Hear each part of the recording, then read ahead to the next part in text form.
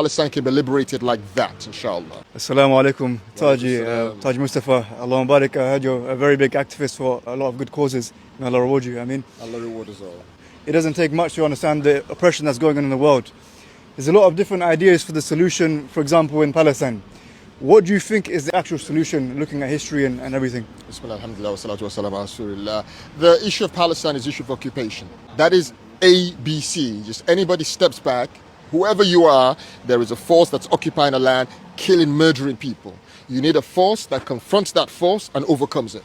That's what Salah ad-Din did. That's what the Quran says. وَقَاتِلُوا فِي سَبِيلِ اللَّهِ الَّذِينَ يُقَاتِلُونَكُمْ, fighting with Allah, those who fight you. So Islam says there should be military intervention to overcome the forces of the Zionist entity.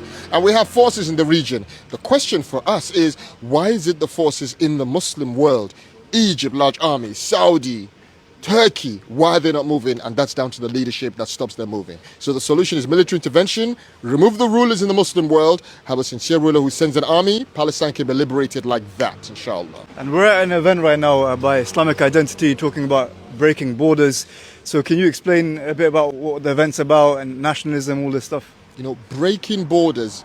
What's the issue in the Muslim world today? That people who share the same belief, people who are crying about Gaza, you go to Cairo, you go to Karachi, old ladies, young ladies, all hearing that we all feel the same issue. Why not a movement? Sisi says it's not an Egyptian problem.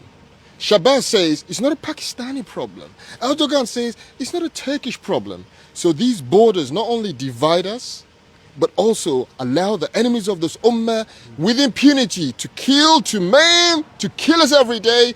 And because of this nationalism, these borders, there's no movement. And so the borders have to be removed in our minds. That we say, no, we're an ummah. We're human beings who belong to one ummah. We follow one Quran, one Sunnah. We go to one Hajj.